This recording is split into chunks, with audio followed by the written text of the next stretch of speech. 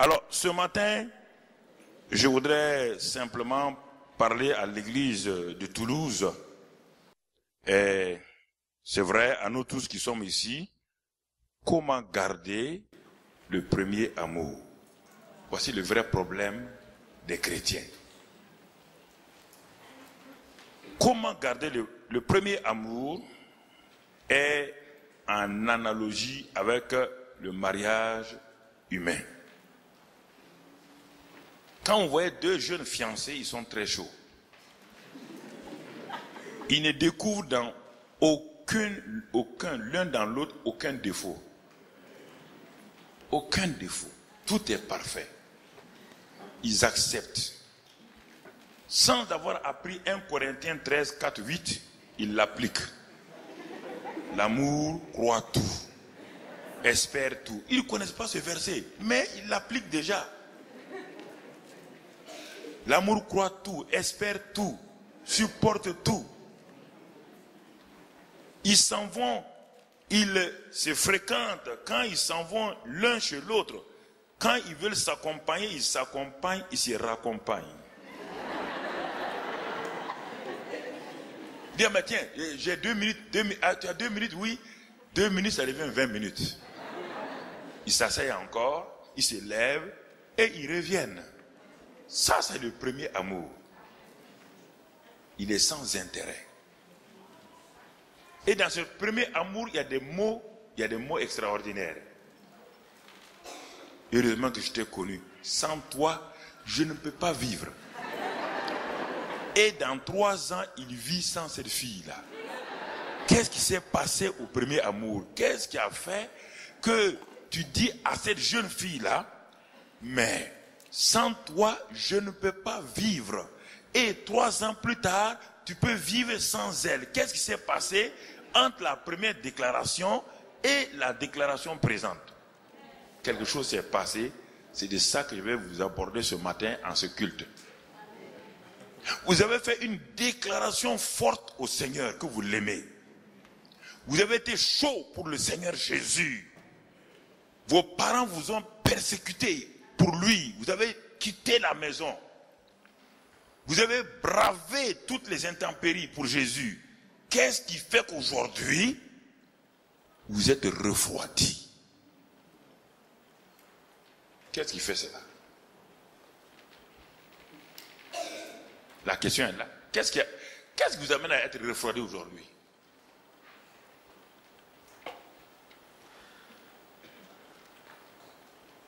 En toute chose, il y a une retraite. Le seul domaine où il ne doit pas avoir de retraite, c'est l'amour. Il n'y a pas de retraite en amour. Et l'amour ne vieillit pas. L'amour ne vieillit pas. Écoutez-moi, ne confondez pas. Quand on parle d'amour ici, je parle de l'amour, de la dimension de Dieu, l'amour agapao. Je ne parle pas de philéo. Il y a plusieurs dimensions de l'amour. Il y a l'amour le plus niveau qui s'exprime dans la pratique, qui est le éros. Il y a le philéo, qui est la relation entre un homme et une femme, ou bien entre des parents et des fils, qui peut se perturber à cause des mésententes. Il y a l'amour supérieur qu'on appelle agapao, dont la Bible parle tout le temps, l'amour agapao. Cet amour-là, il est constant. C'est cet amour que Dieu a utilisé quand nous étions rebelles contre lui, quand nous l'insultions. C'est cet amour au moment où le monde était contre Dieu, au moment où le monde avait donné dos à Dieu, où le monde acceptait les idoles. C'est en ce moment que Dieu a prouvé son amour envers nous, en ce que, lorsque nous étions encore pécheurs, Christ a été sacrifié pour nous. C'est cet amour dont Jésus dit, par la bouche de Paul dans Éphésiens, c'est cet amour que le mari doit utiliser pour sa femme. C'est pourquoi la Bible n'a jamais dit « Femmes, aimez vos maris ». La Bible dit « Mari, aimez vos femmes ». On n'a pas dit « fiancé », non. On dit « mari ». C'est quand tu deviens mari que tu passes de l'amour philéo, des fiançailles, et tu dois rentrer rapidement dans l'amour agapao. Parce que l'amour agapao n'échoue jamais. L'amour agapao ne refuse jamais. Mais beaucoup de mariages restent dans l'amour philéo. L'amour philéo s'est détruit. Il se transforme en haine, en amertume. Pas l'amour agapao. Pierre croyait qu'il aimait Jésus. Parce qu'il n'avait jamais connu qu'est-ce que l'amour agapao. Pierre, il était chaud. Faites attention, il y a des gens qui sont très chauds pour le Seigneur. Très chaud. Pierre était très chaud. Il était prêt à payer de sa vie pour Jésus. Il a enlevé son épée, il a tranché l'oreille de ce serviteur, le souverain sacrificateur. Il était prêt à tout. Et pour lui, il utilisait « Je t'aime Seigneur, vraiment je t'aime ». Mais il ne comprenait pas le verbe qu'il utilisait. Il ne comprenait pas. Jusqu'au jour où le Seigneur lui a dit « Pierre, l'amour que tu as pour moi là, je vais le faire passer par le feu et tu verras que ça va être détruit comme du papier. » Pierre dit « Jamais, tout le monde peut te trahir sauf moi. » Mais il n'a pas compris. Pierre n'a pas compris que l'amour qu'il utilisait pour le Seigneur était l'amour philéo. Une amitié. Il était prêt, il a juré qu'il ne trahira jamais. Beaucoup de chrétiens font comme cela. Et effectivement, le Seigneur a dit, Pierre, allons-y à Gethsémane. Il dit, où c'est? Il dit, Gethsémane, allons-y. Ils sont allés à Gethsémane et là, simplement, le Seigneur se met à genoux et commence à prier. Il dit, non pas ma volonté, mais ta volonté, Père. Que cette coupe-là s'éloigne de moi, si c'était possible. Et à Gethsémane, la première pression est venue. La pression est venue sur Jésus parce que Jésus luttait dans son corps contre la volonté du Père. Son esprit se soumettait à la volonté du Père, mais son corps refusait parce qu'il va devenir péché. Lui qui n'a jamais connu le péché va devenir ce que le Père et lui haïssent. Le Père hait le péché. Le Fils va devenir péché, pas pécheur, péché. Et il y a comme un dégoût dans son corps. Son corps dit non. Et il dit non, non, pas ma volonté, mais ta volonté. Mais dans cet endroit où est les trois meilleurs disciples de Jésus, Pierre, Jean, Jacques, qu'il avait amené, là déjà, leur amour philéo est pas un morceau. Parce que la pression satanique contre lui, pour l'empêcher de dire oui à Dieu, a jailli sur Pierre et les autres, ils se sont endormis. Tous les trois sont endormis. Jésus est venu les réveiller. N'avez-vous pas pu veiller avec moi une seule heure? Une seule heure? Chrétiens, vous m'entendez? Une seule heure, vous ne pouvez pas veiller. Dans vos temps où l'ennemi assaille, une seule heure. Il dit la chair est faible, attention. Mais l'esprit est disposé. Est-ce que vous m'entendez? Votre amour que vous déclarez amour là, sera éprouvé pour voir. Voici comment l'amour dont vous avez dit que vous aimez Jésus, vous conjuguez ça, vous aimez Jésus comme vous aimez des pommes. Quand on aime Jésus, on ne dit pas on aime Jésus, on dit on n'agapao Jésus. Il n'y a pas d'autre mot. On ne peut pas aimer Jésus comme on aime les pommes. Vous conjuguez ça, j'aime moi les pâtes alimentaires, j'aime le football. Après vous dites j'aime Dieu. Donc vous aimez Dieu comme le football. Ça ne tiendra pas. Ça ne tiendra pas. Dès que l'épreuve vient, vous êtes le premier traître.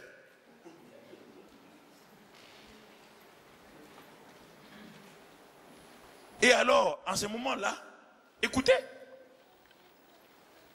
Plusieurs ont commencé la vie chrétienne il y a 20 ans, 40 ans.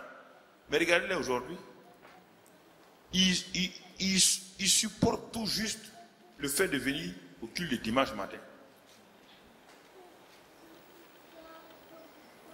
Parce qu'ils n'arrivent pas, ils ne comprennent pas ce qui leur arrive. Ils croient que plus on vieillit, plus la vie chrétienne diminue. Non. Plus on vieillit, mieux on connaît son épouse mieux, on connaît son mari mieux qu'au début. Et maintenant, les aspérités se sont amenuisées. À force de vous être frottés, le papa et cette maman, quand vous les voyez ensemble, vous êtes heureux. Vous voyez un couple heureux. Mais la vie chrétienne, c'est comme cela. À la fin, quand vous allez vous entrez dans l'âge où maintenant vous avez 40 ans de christianisme, le Seigneur et vous devez être comme ça. Comme ça. Vous avez appris à vous connaître. Vous avez discerné le cœur du Seigneur. Vous connaissez le cœur. Parce que les enfants, les petits enfants qui sont chrétiens, ne connaissent que la main du Seigneur. La main, ça veut dire quoi? Les dons que Dieu fait. Seigneur, donne-moi une bénédiction. Donne-moi le succès. La main, la main, la main. C'est ça. Quand on quitte petit enfant, on devient jeune. On ne s'intéresse plus à la main de son père, on s'intéresse au visage de son père, la face de son père. Ce qu'on fait, est-ce que ça plaît à papa? Quand on voit le père est triste, on commence à attention. Le père n'est pas content. On ne s'intéresse plus à la main. Mais le bébé s'intéresse à la main. Quand le bébé va chez maman, donne-moi ça, maman, donne-moi ça. Mais quand on devient grand, on ne s'intéresse plus à la main. On s'intéresse au visage. Est-ce que papa est heureux? Est-ce que maman est heureuse? Et on regarde le visage des parents. Et le mari regarde le visage de sa femme. Est-ce qu'elle est heureuse? Est-ce qu'il est heureux? C'est ça. Mais quand on grandit, on devient un chrétien mature, père. On ne s'intéresse plus ni à la main qui donne, ni au visage qui sont les réactions. On s'intéresse au cœur de Dieu. On pose son oreille sur le cœur de Dieu pour écouter, pour voir quel est le battement du cœur de Dieu. Quel est le désir du cœur de Dieu. Et c'est ça le secret de la vie chrétienne. Quand il n'y a pas ça, le premier amour meurt. Les mains qui donnaient se transforment en mains qui frappent. Le visage où il y a la bouche, où on utilisait pour aimer, devient l'épée pour détruire. Des paroles négatives, des paroles insultantes, des paroles de viol. Et le cœur est rempli d'amertume et de haine. Le premier amour s'en est allé par la fenêtre. Qu'en est-il de votre vie chrétienne aujourd'hui? En ce matin de culte, qu'en est-il de votre vie chrétienne? Que cherchez-vous avec Dieu? Les mains de Dieu, il vous les donnera. À Israël, sur le chemin, Israël voulait du pain, il voulait la manne, il voulait des poissons, il voulait des cailles. Dieu, la main de Dieu leur a donné. Et c'est pourquoi la Bible dit, les enfants d'Israël connaissaient les voies de Dieu, mais Moïse connaissait le cœur du Père. C'est la différence. C'est ça. Comment garder le premier amour? Comprenez? Quand il y a ça, votre vie commence à changer. Vous n'êtes plus intéressé par la main de Dieu, ni par son visage. Vous êtes intéressé de savoir, Père, que veux-tu? Quel est le désir de ton cœur pour moi? Que veux-tu pour les gens? Et notre vie s'épanouit, la paix, la joie de Dieu s'installe en nous. La grâce de Dieu s'installe. On ne vieillit pas dans le christianisme, non, on se renouvelle. On devient père, on grandit, c'est une croissance. Il n'y a pas de vieux chrétiens, ça n'existe pas. L'esprit est éternel, l'esprit n'a pas d'âge, il ne vieillit pas. C'est le corps, il est dit notre tente, c'est notre tente, mais notre esprit est renouvelé.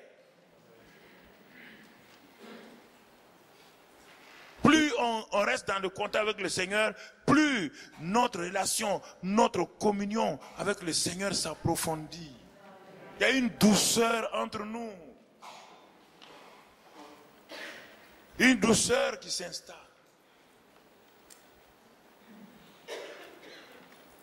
Une douceur qui s'installe, frères et sœurs. Et quand nous découvrons ces choses, alors on est émerveillé, on est content. Regardons tout juste, pour ne pas vous retenir longtemps, je vais tout juste dans le livre de Deutéronome 6. Il est écrit, nous allons voir les priorités de Dieu. Si nous voulons marcher avec Dieu, nous devons découvrir quelles sont les priorités. Comment marcher avec quelqu'un. Si quelqu'un dit, viens marcher avec moi, vous devez lui demander où allons-nous. Un. Deuxièmement, que devons-nous faire? Vous ne pouvez pas venir marcher avec quelqu'un comme ça. Vous vous mettez d'accord avec lui. Alors, vous voulez marcher avec Dieu, donc cherchons à voir qu'est-ce que Dieu veut. Deutéronome 6. Deutéronome 6 et au verset 4. Et la parole de Dieu nous parle ici clairement. Et cette parole nous dit, nous la connaissons, mais préférons la lire. Il dit, écoute Israël, l'Éternel notre Dieu est le seul Éternel.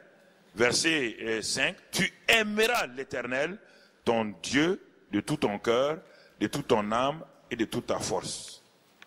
Les priorités de Dieu, c'est ça d'abord, aimer Dieu. Aimer Dieu de tout notre être.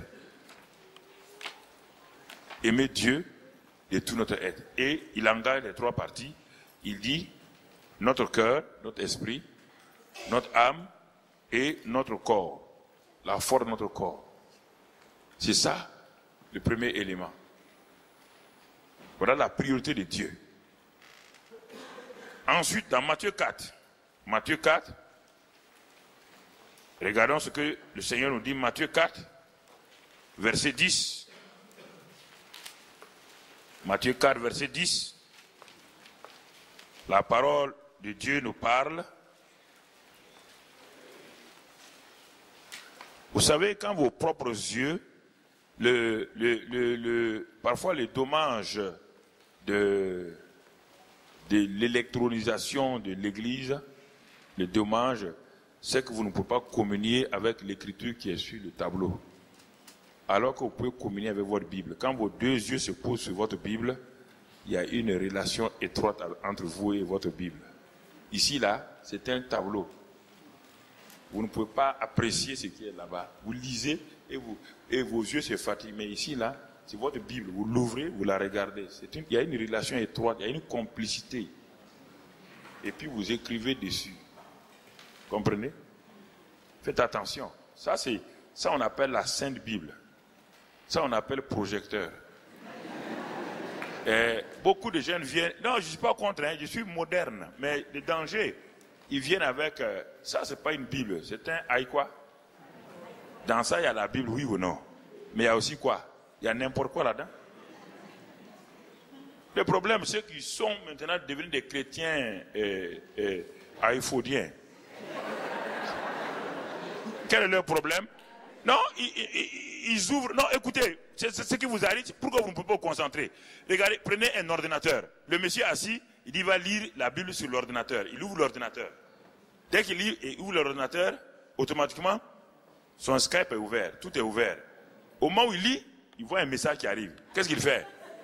Qu'est-ce qu'il fait? Dites la vérité. Il fait quoi? Il consulte quoi? En consultant le message, est-ce qu'il a la pensée sur la Bible?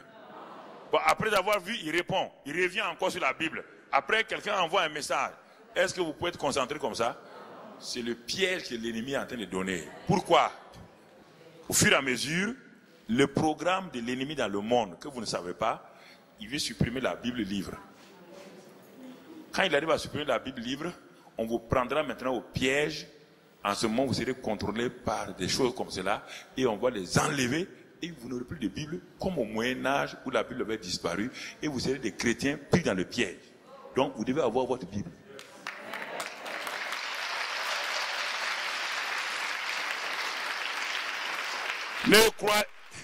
C'est-à-dire, vous croyez au modernisme.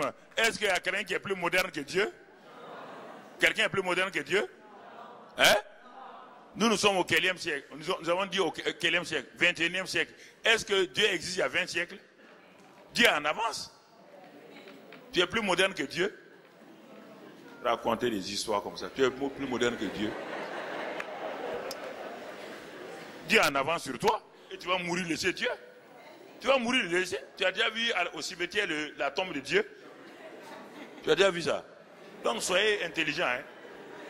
N'allez pas vous laisser prendre dans les pièges du modernisme et qui vous créent des problèmes.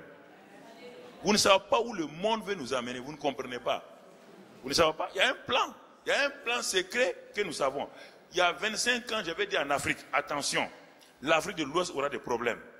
Des problèmes, je ne sais pas, on ne connaissait pas leur nom. Les terroristes, je ne connaissais pas le nom. Mais Dieu m'a révélé. J'ai dit à plusieurs chefs d'État africains, les présidents, vous voyez là, nous aurons des problèmes. Il y a un plan qui a été conçu pour étouffer. Les gens riaient. Mais aujourd'hui, tout le monde a des problèmes. Tout le monde a des problèmes. Faites attention. Prenez votre Bible avec vous. Couchez-vous avec votre Bible. Levez-vous avec votre Bible. Si vous ne lisez pas la Bible, monsieur, je ne vous comprends pas. Vous qui avez les bras croisés là, vous êtes, quel est votre travail? Qu'est-ce que vous faites dans la vie? Vous faites quel travail? Hein? Bâtiment. Très bien. Vous avez fait une école de bâtiment? C'est ça? Ok. Très bien. Quand vous faisiez l'école de bâtiment, vous partez les bras croisés devant dans la classe? Et les ingénieurs là, ceux qui a fait ingénieur? Bon, non. Bon, et ensuite, tous ceux qui ont étudié là, je vous pose la question. Êtes-vous allé au lycée ou à l'université les mains vides, les bras croisés, sans cahier, sans bic? Alors pourquoi vous insultez Dieu en venant à l'école de Dieu les mains vides?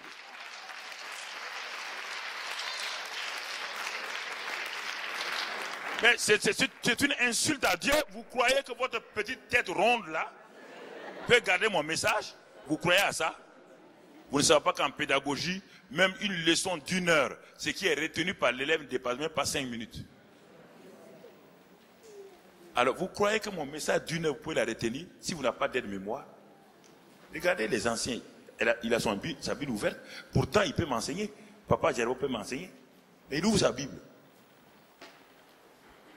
Votre faiblesse aujourd'hui, c'est que vous voulez croiser les bras, que des magiciens, pasteurs viennent vous faire résoudre vos problèmes. Et voilà, c'est ça le problème. Vous voulez des magiciens, vous payez des magiciens, appelez pasteur, pasteur. Ah, ça ne va pas chez moi. Qu'est-ce qui ne va pas? Mon mari. Mais la Bible dit, soumettez-vous à vos maris. Ah non, le mouvement féministe dit, on ne se soumet pas. Tu ne te soumets pas à ton mari, alors ton mari va te vider.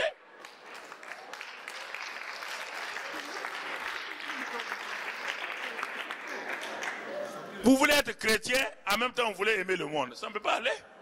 Vous avez déjà vu quelqu'un qui marche dans 2 routes, 2 voies? Quelqu'un peut-il marcher dans 2 voies à la fois? Voici une route ici, voilà une route ici. Au lieu de marcher dans une route, je vais marcher dans 2. Ça fera quoi?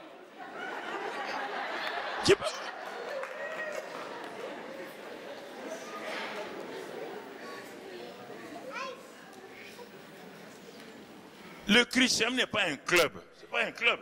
On adhère à un club et on a une carte. Et on fait ça, et le club nous donne ça. Le christianisme n'est pas ça, c'est une vie. C'est une relation. Une relation se développe, se garde, se maintient, s'analyse, s'approfondit. Et si on fait des erreurs, on revient. C'est ça, c'est une vie. C'est ça la relation. Le christianisme, ce n'est pas une religion, c'est une relation. Avec quelqu'un qui est réel. Alors vous voyez, le Matthieu 4, 10, là-bas on nous dit, Jésus dit, retire-toi, il dit à Satan, retire-toi car il est écrit, tu adoreras le Seigneur ton Dieu et tu le serviras lui seul. Voici les 3 priorités de Dieu. Premièrement, aimer Dieu. Deuxièmement, l'adorer. Troisièmement, le servir. On ne peut pas servir Dieu sans l'aimer et l'adorer. Et beaucoup de gens dans les églises aujourd'hui servent Dieu sans l'aimer et sans l'adorer. Et à un moment donné, comme les Anglais disent, ils sont burn out. Ils sont quoi? Brûlés. Burn out. Il ne s'agit pas de courir, non, c'est pas ça. on aime Dieu, quand on l'aime, on l'adore. Et quand on l'adore, alors on peut le servir avec joie. Mais on ne court pas en train de servir Dieu. Dieu vous dit, il me dit à vous et à moi, premièrement, aime-moi d'abord. Et adore-moi avant de me servir. C'est la priorité de Dieu. On va prendre un exemple pour que nous puissions voir dans l'évangile de Luc, que vous connaissez. Lisons cela, Luc 10, 38. Vous le connaissez bien, mais on va le lire. Luc 10, 38. Comme Jésus était en chemin avec ses disciples, il entra dans un village et une femme nommée Marthe le reçut dans sa maison. On va s'arrêter là. Jésus entra dans un village et une femme nommée Marthe le reçut dans sa maison. Et dans cette maison, il n'y avait pas seulement que Marthe. Dans cette maison, laissons de côté les parents de Marthe, mais on va s'appuyer sur les enfants. Il y avait 3 enfants qui étaient dans cette maison. Un garçon appelé Lazare et 2 filles appelées Marthe et Marie. Ce sont 3. Donc en recevant Jésus dans leur maison, je vais extrapoler maintenant, c'est comme 3 chrétiens qui ont reçu Jésus dans leur cœur. Et nous allons partir dans ce parallélisme ce matin. N'oubliez pas cela. De façon physique, Marthe, Marie et Lazare ont reçu Jésus dans leur maison. Maintenant, les 3 chrétiens, Marthe, Marie et Lazare, ont reçu Jésus dans leur cœur. On va voir comment ça va évoluer. Ici, dans ce passage, c'est la maison de Lazare, c'est la maison de Marthe, c'est la maison de Marie. Premier personnage, c'est Lazare. On ne voit pas Lazare. Jésus est dans sa maison, mais Lazare a disparu. Donc, ça veut dire des chrétiens qui reçoivent Jésus, mais qui n'ont aucune communion, aucune relation avec lui. Ils l'ont reçu. C'est bien, ils viennent à l'église, c'est bien. Lazare est comme cela. Il va bénéficier des bénédictions de Jésus, mais on ne le voit pas. Quels sont ceux qu'on va voir? Ce sont les 2 sœurs, Marthe et Marie. La grande sœur Marthe a été celle qui a ouvert la porte à Jésus pour entrer dans leur maison familiale. Maintenant, regardons, qu'est-ce que la Bible dit? Il est dit au verset 39, Marthe avait une sœur nommée Marie, qui, s'étant assise aux pieds du Seigneur, écoutait sa parole. 3 personnes, 3 attitudes différentes. Lazare a disparu de la maison. C'est leur maison commune. Jésus est rentré là-dedans, il a disparu, on ne le voit pas. Marthe, on va voir ce qu'elle fait. Et le ciel, les caméras du ciel nous montrent Marie. On montre Marie comment Jésus est entré dans leur maison. Elle a reconnu qui est Jésus. 1. Ayant reconnu qui est Jésus, elle sait que dès le moment où Jésus rentre dans la maison de quelqu'un ou dans le cœur de quelqu'un, la priorité n'est pas de le servir. La priorité est de faire quoi? S'asseoir à ses pieds et communier avec lui. Première réaction, attitude de Marie. Elle a laissé tous ses... Vous croyez que Marie n'a pas de besoins? Elle a laissé ses besoins. Elle ne s'est pas précipitée pour dire à Jésus, ah, tu es venu, ah, j'ai des problèmes, j'ai telle affaire, j'ai telle situation, prie pour moi. Non, non, non, non, non. Beaucoup de chrétiens aujourd'hui sont pris dans ce piège. Dès qu'ils voient le nom de Dieu, prie pour moi. Le problème, c'est que ça ne marche pas. Ça n'apporte pas de loin. Marie avait des problèmes, des besoins. Mais les besoins, elle les a mis en second plan. La première chose, c'est de s'asseoir. Ça, c'est attitude d'humilité. Quand on reconnaît le Seigneur, on est humble devant lui.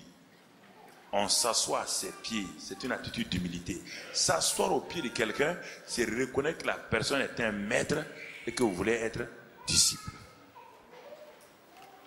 Deuxième attitude. Elle avait les yeux fixés sur Jésus. La communion avec Jésus. La communion avec le Saint-Esprit.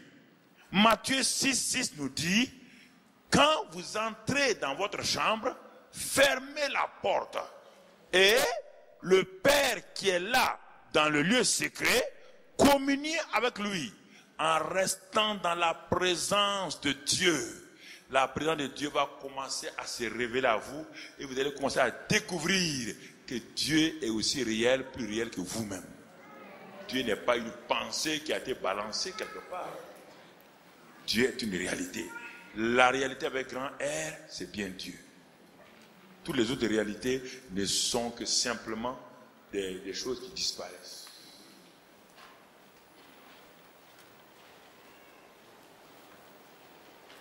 Marie a transformé leur salon en lieu secret. Elle boit à la source les paroles de vie que Jésus a proposées à la Samaritaine. Mais Marie n'a pas attendu que Jésus lui propose les paroles de vie. Elle a reconnu que cet homme-là est un puits vivant. C'est une source d'eau vive à laquelle elle peut s'abreuver. Dans son raisonnement, si je ne reçois pas la parole de vie, si je ne suis pas renouvelé, rafraîchi, comment pourrais-je servir un homme qui a tant d'exigences parce qu'il est saint? Moi, je ne peux pas être saint si je ne reçois pas de lui d'abord ce qu'il me doit. Je ne peux pas aimer, il est amour. Comment puis-je aimer les gens si je ne reçois pas de la source d'amour, l'amour? Si je ne reçois pas la sainteté, si je ne reçois pas la douceur, si je ne reçois pas la paix, comment puis-je aller donner la paix? Chrétien, c'est ça votre vie? Comment voulez-vous donner quelque chose que vous n'avez pas? Pour l'avoir, retournez là où vous devez l'avoir. Elle s'est assise là. Et elle buvait. Elle n'entendait plus rien ne la préoccupe. La vie quotidienne commence par cet instant de communion.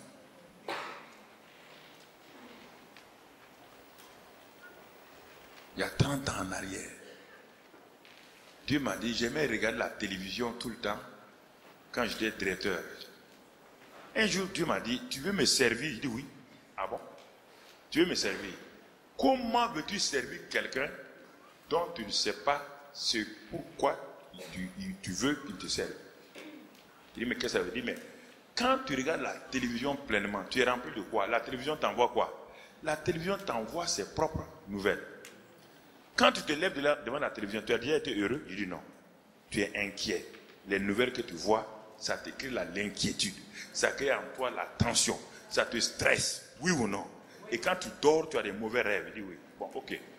Maintenant, si la télévision est ton maître, et tu es assis au pied de la télévision, tel maître, tel disciple. Si tu veux me connaître, moi, c'est moi qui t'ai appelé. Si tu veux me servir, apprends à être à mes pieds. Laisse les enfants regarder la télévision, mais pas toi. Va, entre dans le lieu secret. Mais c'était difficile. Dans le lieu secret, 5 minutes, c'était comme une éternité au départ. Mais j'ai appris à développer cela. Aujourd'hui, toi tu le sais, les autres le savent. On ne peut pas m'avoir avant 11h du matin, 10h du matin. Personne ne peut me téléphoner avant ça. Je ne reçois pas de téléphone. Je suis dans mon lieu secret avec Dieu. Je suis homme de Dieu. Vous voulez que je serve qui? Dieu, mais je le sers comment? En l'écoutant d'abord. Et ça a commencé à transformer ma vie radicalement. J'ai commencé à voir que l'amour de Dieu remplissait ma chambre. Parfois, la présence de Dieu était tellement forte, plus que cette lumière-là. J'ai expérimenté un jour à 2h du matin, quand je priais, la gloire de Dieu descend dans ma chambre. Une lumière jaunâtre qui était là. J'avais amené un jeune homme avec moi pour prier. On était tellement là, dans la présence de Dieu, la gloire de Dieu est descendue. On était couchés là. Si ça avait duré 15 minutes, notre corps était totalement parti. Parce que c'est une gloire. Quand on est sorti, c'était extraordinaire. C'est ça que j'ai commencé. Mais je n'étais pas au chômage. J'étais directeur général, comme vous, peut-être. J'étais occupé, j'étais un homme d'affaires. Mais je prenais ce temps-là. C'est ça qui m'a sauvé de toute forme de frustration, de toute forme de stress, de toute forme de dépression et oppression. Pourquoi êtes-vous oppressé et dépressif? Parce que vos relations avec le monde sont plus fortes que vos relations avec Dieu. Et en ce moment-là, le monde vous injecte tout ce qui vous stresse. Tout ce qui vous stresse. L'injustice, les paroles négatives, les paroles moqueuses, toutes sortes de choses. Quand vous revenez chez vous, vous n'avez même plus envie. Vous êtes là, la seule chose. Mais si vous êtes rempli de Dieu, c'est ça que Marie faisait. Communion, adoration. Elle était assise au pied de Jésus. Se remplissant.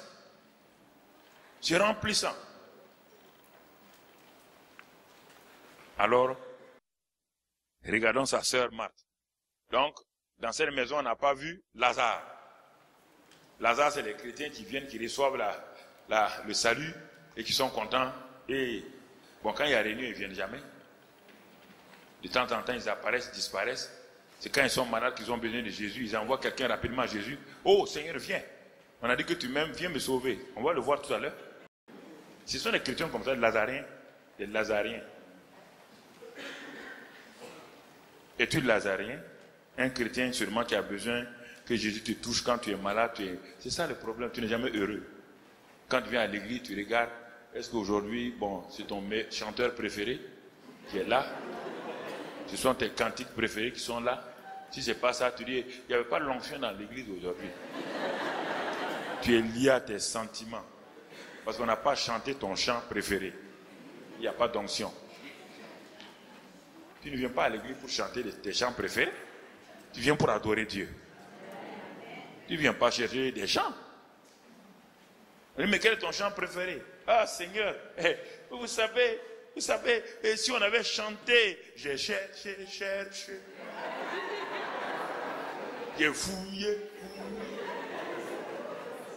Personne. Ce chant-là, ne chante pas ça devant moi, je n'aime pas ça. Tu as fouillé, Jésus était dans une poubelle. Tu as cherché Jésus où? On te dit que Dieu t'a cherché. Tu as cherché Jésus où? Qui a cherché Jésus ici? Personne d'entre nous. C'est Dieu qui nous a cherchés. C'est nous qui étions perdus. Dieu n'est pas perdu. Quand on cherche quelqu'un, il est perdu. C'est toi qui étais perdu. Dieu t'a cherché. Tu as cherché, tu as fouillé. Tu dis Jésus dans la poubelle. Des chants qui font plaisir à la chair. La chair. J'ai tourné. Et c'est pourquoi tu as des vertiges. Les gens aiment, ça fait bien à la chair aime ça. Mais l'esprit est vide. J'étais à San Diego, la Californie. San Diego, je prêchais dans une église, une grande église. Et celle qui conduisait, comment on appelle, ceux qui font balancer les drapeaux, danser là, c'est des sketchs, non, mais quoi, je ne sais pas. Les bannières et tout. Il y a une dame qui conduisait un groupe de jeunes filles qui dansaient. Il y avait le groupe de louanges qui louaient, elles étaient là avec des bannières, elles sautent vraiment, elles crient. J'étais assis là, je regardais. Saint-Esprit me dit, tu vois cette femme-là, elle a trop de problèmes. Je me suis tué, elle est en train de se défouler dans l'église. Mais en réalité, elle a des problèmes. Je me suis assis, j'ai regardé. Quand le tour est arrivé, le pasteur m'a dit de prêcher. J'ai prêché ce même message-là, celui-ci. Quand je prêchais, je suis arrivé à Marthe, tout à l'heure. Elle était assise à ma gauche. Je la regarde. Comme Dieu a dit qu'elle a des problèmes, je la regarde. Les larmes là descendaient. Dès que j'ai fini, je suis descendu, elle a sauté pour venir. Je dis, pasteur, ça va pas. mon foyer est totalement détruit. Mon mari. Il dit, mais c'est pas vous qui sautez tout à l'heure là. Et vous avez dit la joie, la joie. Et vous pleurez maintenant. Elle me dit non, mais non, ça c'était, on a dit sauter déjà. Elle dit, mais attention, soyez réel avec vous-même. L'église n'est pas du théâtre. C'est pas du théâtre. C'est pas du théâtre. Une grande cantatrice aussi aux États-Unis, quand elle est montée sur la chaire, elle a commencé à chanter. Jesus, I love you.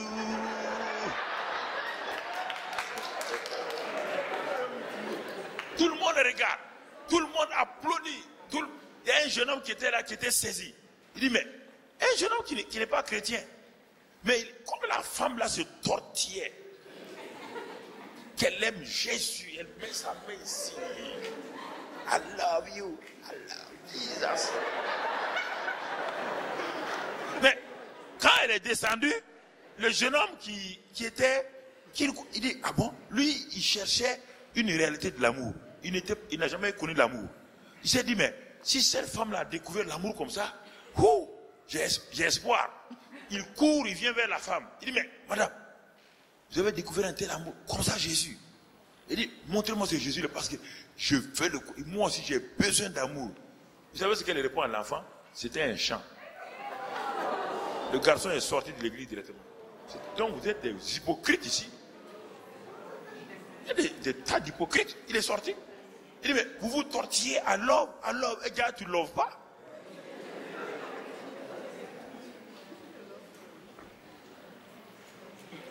Pourquoi le chrétien n'est pas normal? On dit de prier. On dit de prier.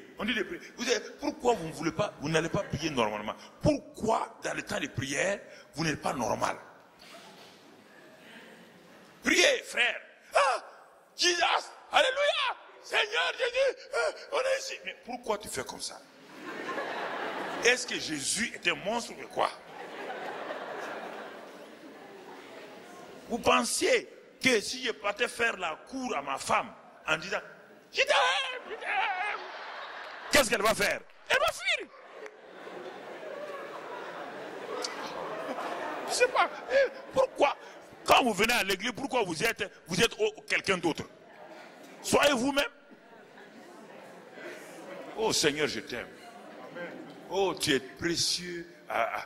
Tu es très précieux pour moi, Seigneur, je t'aime. Vous pouvez fermer les yeux un peu, tout doucement, exprimer votre amour et tout. Mais pas faire des grimaces comme là. Mais le nouveau qui est là va avoir peur. Mais il va se dire, mais ils sont malades. C'est des schizophrènes ici. Soyez vous-même, soyez naturel. Dieu n'est pas en train de vous tordre le cou.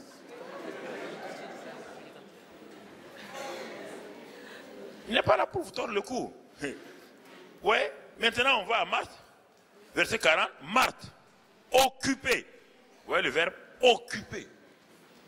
Elle est occupée. Marie n'est pas occupée. Marie est assise. Elle regarde Jésus. Mais Marthe était occupée d'abord dans son cœur, dans sa pensée et dans ses actes. Occupée par qui? Jésus? Non. Jésus est dans sa maison. Jésus est dans votre cœur. Mais vous êtes occupé par autre chose. Comment quelqu'un peut laisser Jésus entrer dans sa maison et aller s'occuper des casseroles?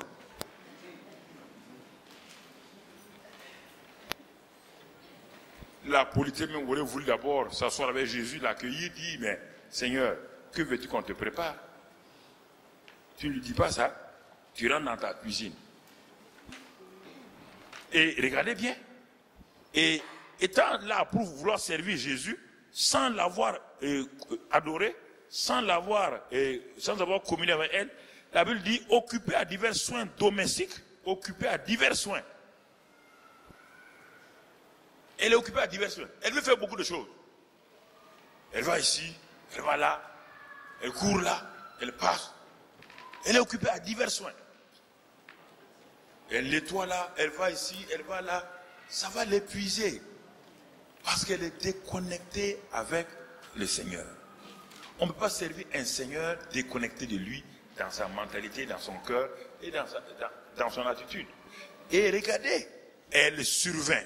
Écoutez le verbe, elle est occupée, et le deuxième verbe qu'on voit, survint.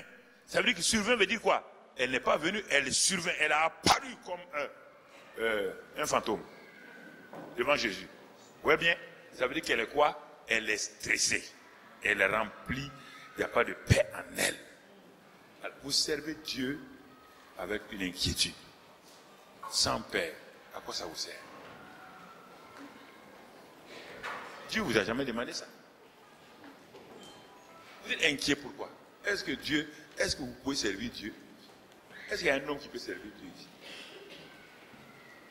Pourquoi vous êtes inquiet? Elle survint d'un seul coup. Regardez ce qui va sortir. Même plus un respect pour Jésus. Regardez, elle va attaquer Jésus. C'est pourquoi beaucoup de gens l'attaquent. C'est étonnant. Une femme qui croit faire du bien, la voilà, regardez ces mots. Elle dit Seigneur. Et puis elle appelle Seigneur. Elle dit, cela ne te fait-il rien? Est-ce qu'on parle à un Seigneur comme ça? C'est une manière respectueuse de parler à un Seigneur comme ça? Seigneur, et puis en l'accusant, cela ne te fait rien? Ah bon? C'est une manière ça? Cela ne te fait rien? Ensuite, maintenant, après avoir fini le Seigneur, elle attaque sa sœur. Que ma sœur me laisse seule pour servir, c'est-à-dire cette fainéante-là.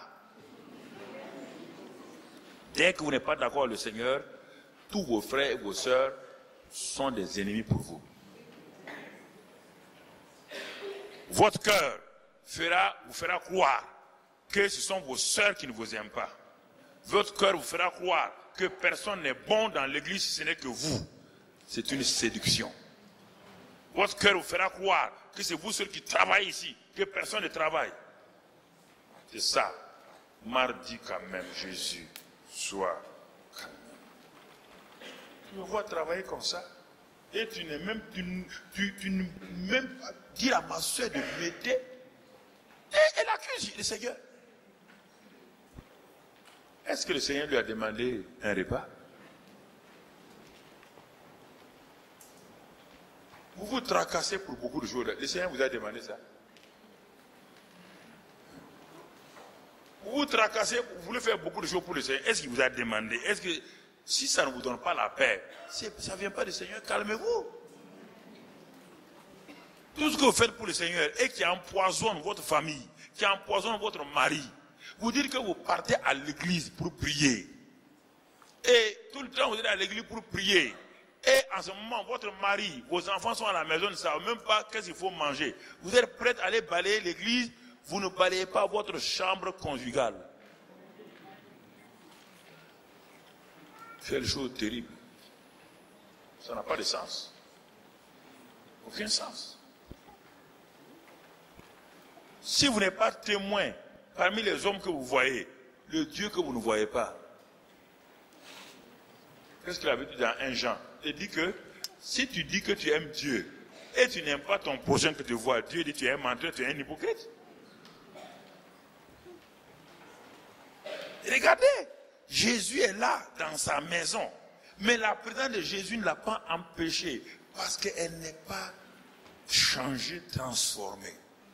Et des paroles acerbes sortent.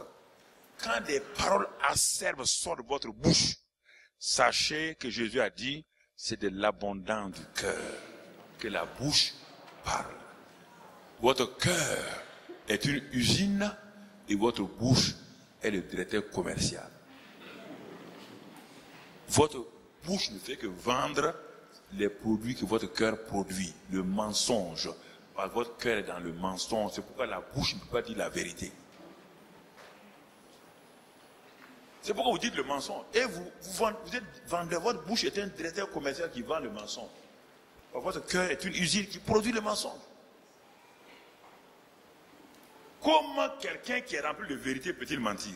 C'est pourquoi Jésus dit aux pharisiens, vous êtes des hypocrites, vous êtes pères du mensonge. Quand vous ouvrez votre bouche, le mensonge ne sort. Moi, je suis la vérité. Je ne peux pas faire autrement. Je ne peux pas faire autrement quand j'ouvre ma bouche, il n'y a que la vérité qui peut sortir, car de l'intérieur, il n'y a que la vérité, frère. D'une bouteille de Coca-Cola, vous ne pouvez pas verser autre chose que Coca-Cola. N'essayons pas d'être hypocrites, soyons sérieux et honnêtes avec Dieu. Il n'y a pas de Coca-Cola en moi, Seigneur. Je vais déverser, remplis-moi de Coca-Cola. D'accord, mais vous ne pouvez pas dire que vous aimez quand l'amour n'est pas là.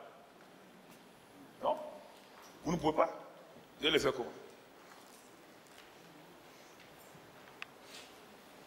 Vous allez le faire comment? Vous ne pouvez pas aller à une station où on lave les voitures, aller ouvrir votre jeu pour mettre l'essence là-dedans. Celui qui va venir là, il dit, monsieur, c'est de l'eau. Non, non, mais moi je crois que c'est de l'essence. Quand on va remplir votre ce sera l'eau. Et votre voiture sera à terre. Soyez chrétiens pratiques. Ne soyez pas des chrétiens la tête en l'air. Soyez des chrétiens pratiques. Dieu dit, l'abondance du cœur que la bouche parle. On voit Marthe ici, son cœur est rempli d'inquiétude. Jésus va lui montrer. Le verset qui suit, qu'est-ce que Jésus dit? Le Seigneur lui répondit doucement. Ouais, il est tellement doux. Il dit, Marthe, Marthe, comprenez. Elle vient, boum, elle survint. Jésus la calme. Marthe, Marthe. Ouais bien, comment c'est doux? Parce que la douceur est en lui. Il dit, Marthe, Marthe, pourquoi? Ouais bien, pourquoi tu t'inquiètes et tu t'agites pour beaucoup de choses?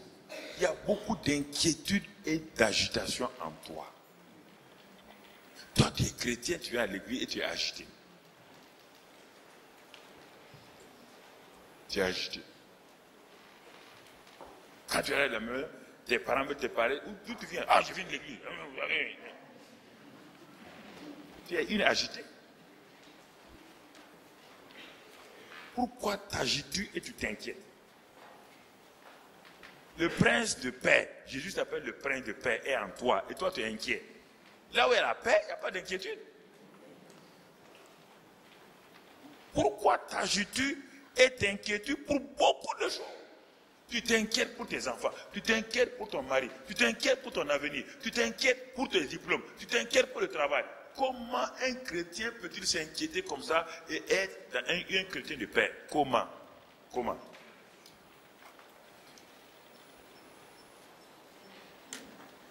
Comment?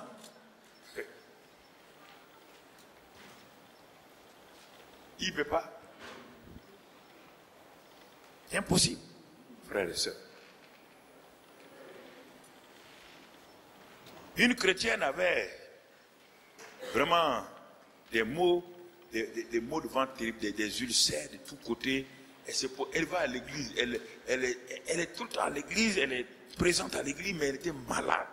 Toutes les prières ont été faites. Rien.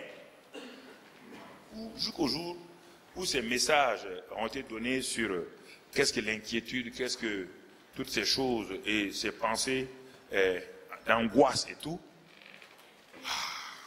Et puis elle avait un problème avec son frère sur leur héritage. Et elle avait gardé ces choses dans son cœur. Et ça a provoqué, les gens ne savent pas, ça a provoqué des maladies. Et beaucoup de chrétiens vraiment sont malades à cause de ça. Ce n'est pas à cause des péchés. Hein.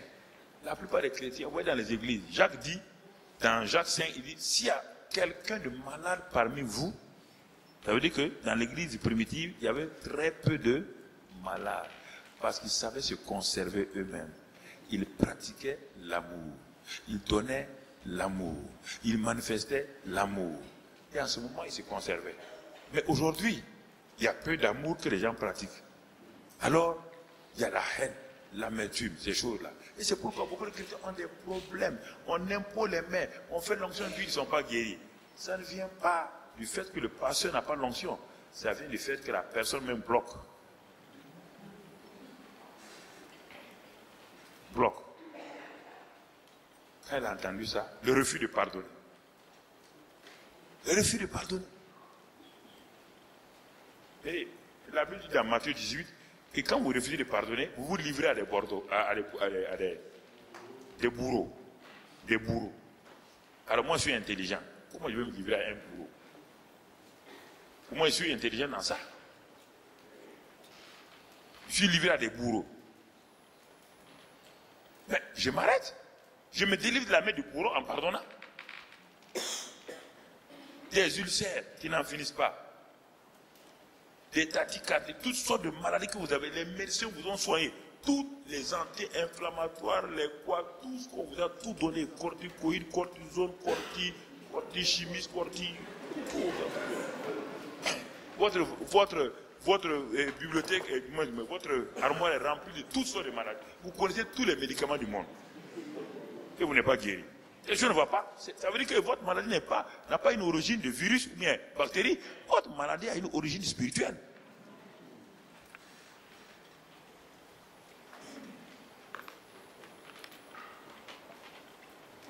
Vous entretenez un problème que vous avez vécu à 25 ans avec votre mère et vous l'entretenez encore dans votre mariage. Ça souille et ça détruit votre foyer.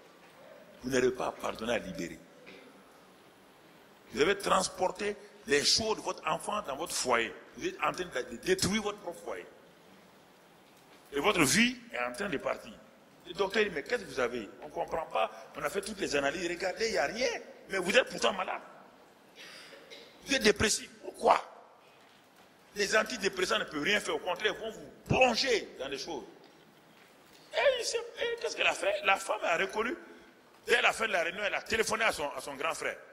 Et ça fait 20 ans, ils sont tous les deux chrétiens, ils ne se parlent pas. Et tous les deux étaient malades. Tous les deux étaient malades. Téléphone à son grand frère. Grand frère, j'ai tort. Pour l'héritage là, j'étais condamné. Le grand frère aussi dit, ah, petite soeur, je demande pardon. Ils se sont pardonnés. Avant la réunion du soir, quand elle est partie coucher, tout juste pour se reposer, avant la réunion du soir, compris, elle était délivrée, son grand frère était délivré. Parce que la Bible, elle a pardonné, alors qu'est-ce qu'elle a fait? Elle a libéré, automatiquement, le reste est parti. On a vu plusieurs cas comme ça. Ma femme priait pour une femme en Éthiopie, à Addis Abeba, qui est venue, dit, priez pour moi. Ma femme dit, je réalise que vous avez un problème avec quelqu'un de votre famille. Elle dit, non, moi j'ai pardonné à tout le monde, je n'ai pas de problème avec quelqu'un. Ma femme dit, non, le Saint-Esprit me dit que vous avez un problème.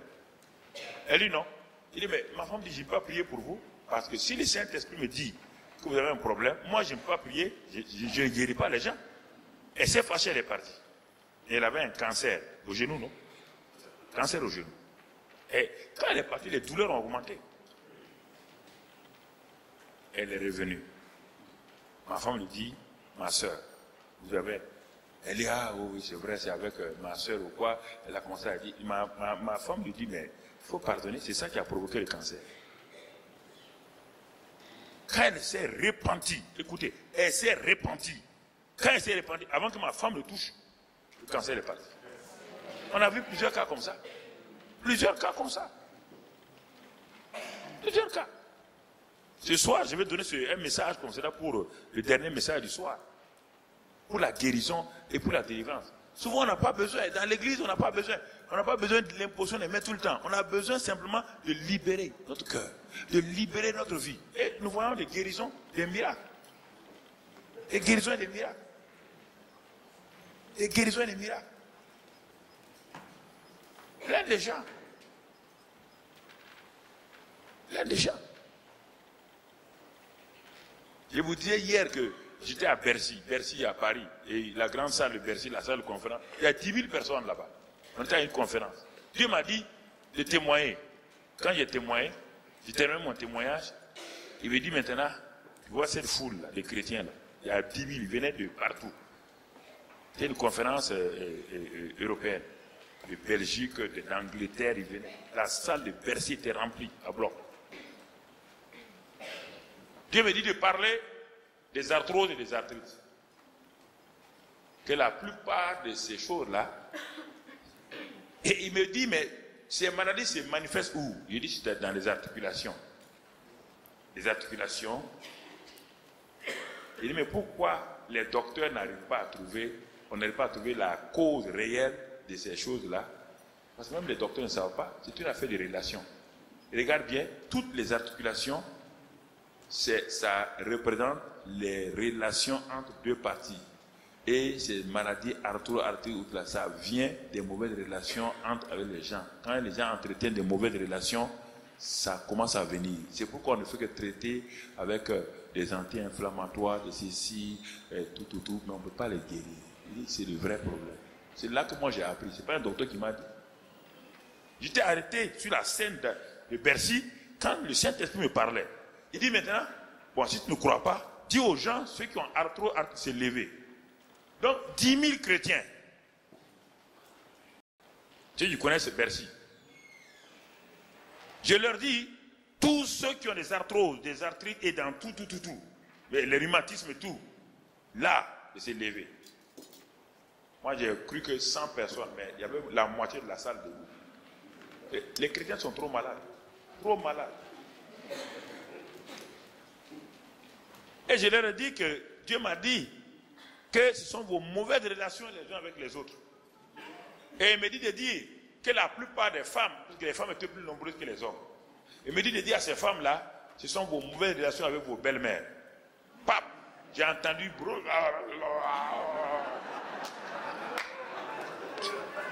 dans la salle. J'ai entendu un brouhaha dans la salle. Certaines sont fâchées, sont assises. Il y a une qui vient de Nantes. Elle s'est fâchée, elle s'est assise. Mais les hommes étaient debout. Parmi ces hommes, il y avait des grands avocats, des médecins, des personnalités des hommes, monde des affaires. Quand j'ai prié, j'ai dit, restez là-bas, j'ai prié. Quand on a fini, beaucoup d'hommes, des avocats, des médecins, eux-mêmes, m'ont dit, mais c'est pas possible. Tout était gonflé, tout ça était gonflé.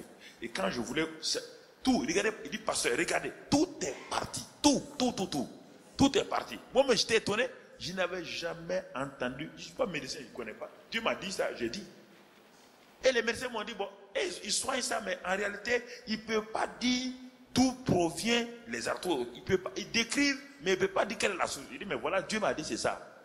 Quand vous aurez désormais un malade devant vous, demandez-lui quelle est la relation avec sa belle-mère. C'est une femme. Alors vous allez m'envoyer des... Oui. Et cette femme qui était fâchée, qui s'est assise là, elle a dit, mais ma belle-mère est sorcière, cette sorcière-là. Non, vous ne pouvez pas, si vous avez marié la fille d'une sorcière, donc votre mari même est un sorcier. Pas le fils de la sorcière est quoi? C'est un sorcier. Faites attention à ça. Mais quand elle s'est assise, les douleurs ont augmenté. Elle s'est levée, elle a été guérie. Et ensuite, j'ai fait le tour de la Bretagne, j'ai fait Nantes, Angers, Châteaubriand, Brest. J'ai fait une tournée là-bas pendant des jours où je prêchais dans les églises, Assemblée de Dieu et tout. Quand je suis arrivé chez elle, elle était à son mari. Son mari dit, raconte ton histoire. Elle dit, mais pasteur, quand vous avez dit ça à Bercy, j'étais fâché contre vous. Mais regardez, je ne peux pas dormir la nuit, mon mari est témoin. Mais quand je me suis repenti, j'ai dit, je pardonne à ma belle-mère, tout est parti. Alors pourquoi voulez-vous payer un prix inutile? Pourquoi voulez-vous payer un prix inutile de pardonner? On n'a pas dit pardonnez simplement. On vous demande ça. Ça aussi, ça vous coûte cher. Qui souffre? C'est vous. Qui a des douleurs? C'est vous. C'est pas votre belle-mère. Votre belle-mère dort bien.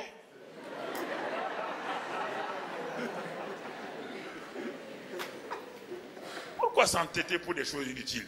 Pourquoi je vais m'entêter pour des choses inutiles? Je me libère, c'est fini. Une femme et son enfant avait épilepsie. On a tout fait. Elle n'aime pas sa belle famille. Son mari était vraiment... Il ne sait pas ce qu'il faut faire. Il était pris en otage. Et sa fille a commencé à tomber régulièrement, épilepsie. Et par jour maintenant, 3 fois, 4 fois. Elle a entendu ce message sur l'amour, les inquiétudes et tout. Mais elle se disait, mais me réconcilier avec ma belle famille, ça me coûte cher. Mais ça te coûte plus cher si tu ne te réconcilies pas. Ta fille, un jour, dans une épilepsie, peut être écrasée. C'est à toi de voir. Elle a décidé, elle a dit à son mari, le dimanche prochain, je vais inviter tes parents, tes frères, tes soeurs. Son mari dit, ok. Et quand elle a fait cela, ils sont arrivés. Elle s'est assise avec sa belle-mère, elle dit, bon, maman, voilà, vraiment, je reconnais, bon, il y a eu des choses, on a, pardonnez-moi, je vous pardonne et tout. Quand elle a fini, jusqu'à ce jour-là, sans prière, la fille n'a plus d'épilepsie. Écoutez, frère, l'inquiétude, l'agitation. Quand en Afrique, vous voyez un bébé agité, il y a une fièvre. Donc, Jésus dit à Marthe, il y a une fièvre en toi. Tu es agité, tu es une agitée. Tu es inquiète, agitée. Il dit, mais Marie a choisi la bonne part. La seule chose nécessaire, la bonne part, qui ne sera pas ôtée, c'est l'amour, c'est l'adoration, c'est le pardon, c'est ça. Marie a choisi ça. Et regardons pour terminer, Marie ayant choisi cela, regardons le résultat de tout cela dans Jean 12. Regardons cela, Jean 12. On va voir les 3 réunis maintenant. Jean 12. Jean 12, verset 1. 6 jours avant la Pâque, Jésus arriva à Béthanie où était Lazare. Vous voyez maintenant qu'il avait ressuscité des morts. Bon, Lazare est tombé malade et il est mort, Jésus l'a ressuscité. Il revient encore, Jésus revient dans la même famille. Dans la même famille. Maintenant, on voit les 3. Lazare ayant reçu la bénédiction, il n'est plus absent quand Jésus vient. Mais on le verra, il n'a pas beaucoup changé. Il est là physiquement, mais il ne changera pas. Regardez-le, vous allez le voir. Quelqu'un qui a bénéficié de la résurrection devait accueillir Jésus avec joie et vraiment être content, non? Regardez-le, regardez-le. Qu'est-ce qui se passe? Et là, on lui fit un souper. Marthe servait toujours. Marthe faisait quoi? Elle n'a pas changé. Elle continue à servir. Toujours servir. Toujours. Deuxième personnage, Lazare était un de ceux qui se trouvaient à table avec qui? Avec Jésus. Regardez, Marthe était debout, en train de servir. Lazare était assis au même niveau que Jésus. Regardons Marie encore. Regardons Marie. Regardez là, les 3 sortes de chrétiens dans l'église. Ils bénéficient des choses, ils s'asseyent. Les Marthes, tout le temps, veulent servir, mais elles ne veulent pas servir un cœur rempli de paix et de joie. Et les maris comprennent. Regardez, qu'est-ce que Marie fait, verset 3. Marie, ayant pris une livre d'un parfum de nard pur de grand prix, oignit les pieds de Jésus. Pour oindre les pieds de Jésus, il faut être quoi? Quelle attitude? Debout? Assis sur une chaise? Encore, elle est quoi? À genoux. Cette fois-ci, elle fait quoi? Elle oint les pieds de Jésus. Cela veut dire à quel moment elle est la seule personne dans toute la Bible à avoir pu oindre Jésus. Quel privilège. La seule personne. Toutes les autres qui voulaient oindre Jésus sont allés au tombeau. Est-ce qu'ils ont pu le oindre? Jésus était déjà quoi? Ressuscité. La seule personne qui a pu oindre Jésus de son vivant pour sa sépulture, c'est Marie. Comment elle a su ça? Comment elle a su que Jésus avait besoin de cette onction? Parce que quand Jésus est venu, elle s'est assise aux pieds de Jésus. En l'écoutant, en l'adorant, elle a cherché à savoir quel était le seul besoin que Jésus avait. Ce n'était pas la nourriture, ce n'était pas le vêtement, c'était ça, que quelqu'un reconnaisse qu'il va mourir. Et pour cela, on doit oindre les morts. Et Marthe a vu la révélation, elle a commencé à oindre avec un parfum d'un prix très élevé. Lazare a manqué le coche, Marthe a manqué le coche, et Marie encore s'est bien positionnée. Et vous allez voir, et elle lui essuya et les pieds avec ses cheveux. Regardez encore. Et la maison fut remplie de l'odeur du parfum, l'adoration. Vous voyez encore? Oui. Quand on reconnaît Jésus, c'est facile. Elle est en train de servir Jésus, mais dans quoi? Dans l'amour, dans l'adoration. Elle est en train de servir Jésus. Il n'y a pas la force ici, elle est en train de servir Jésus. Mais regardez, ça crée un problème. Là encore, Marthe elle va déclencher parmi maintenant les disciples de Jésus une réaction. Les disciples de Jésus réagissent. Ouais, même les disciples de Jésus réagissent. D'abord, commençant par le voleur patenté,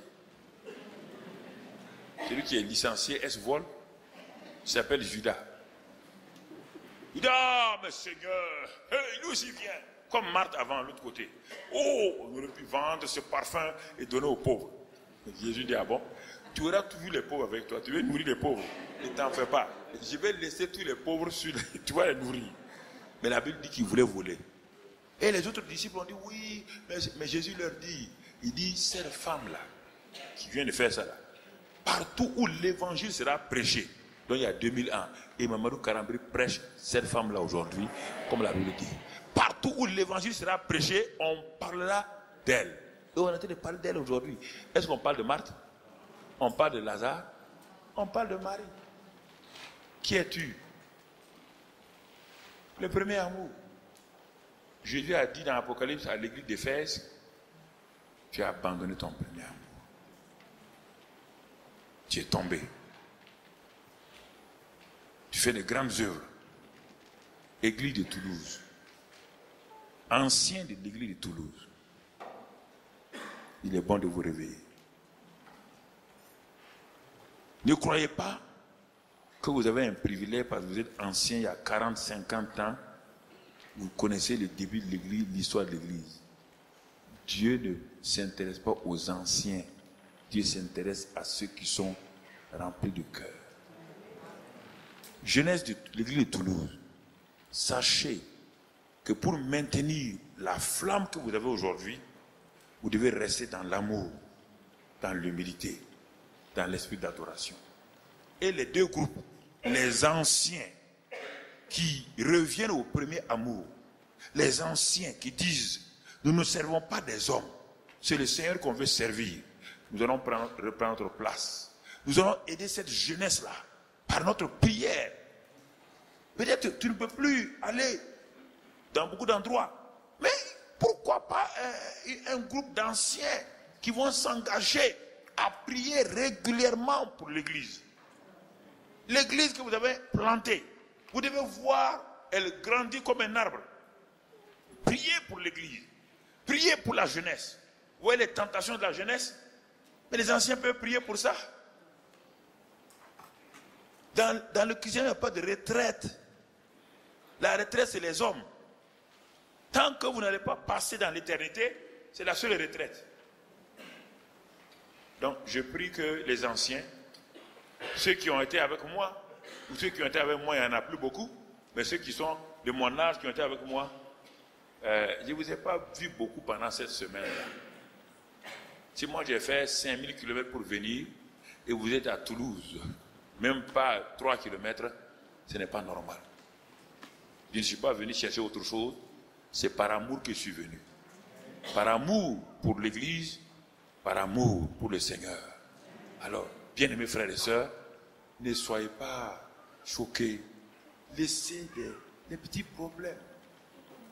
Regardez. Prenez votre Église en main par la prière, par le jeûne. Priez pour la jeunesse. Priez pour ces jeunes pasteurs-là. Priez pour que Dieu suscite encore une armée de jeunes gens. Toulouse est là. Il y a combien de personnes de sauvées? Dieu vous a confié Toulouse. N'oubliez pas qu'il vous demandera le sang de la ville de Toulouse. N'oubliez pas cela. Il a envoyé Jonas. Jonas ne savait pas que Dieu aimait Ninive. Il croyait que Dieu était contre Ninive. Mais quand il a prêché le message, quand les Ninivites se sont repentis, Dieu a sauvé les Ninivites. Alors, frères et sœurs de l'église de Toulouse, je suis venu comme un ancien parmi vous pour vous parler et vous dire qu'il est bon que les nouveaux, les anciens, vous donnent la main d'association. N'oubliez pas que le jour où vous quitterez la terre, vous allez laisser tout ce que vous avez, les voitures, les maisons. Vous présenterez devant lui, il vous dira. Il va vous regarder dans les yeux et dire, mais regarde comment tu es. Tu n'as pas combattu le bon combat. Tu n'as pas achevé la course avec Père. Il y a 15 ans, tu t'es déconnecté de la vie de l'église. Il y a 10 ans, tu t'es déconnecté de la vie de l'église. Tu ne voyais que des défauts dans l'église, des défauts, rien que des défauts. Est-ce que tu peux dire à mon corps que j'ai un défaut? Mon corps a un défaut. Moi, Jésus, mon corps n'a pas de défaut.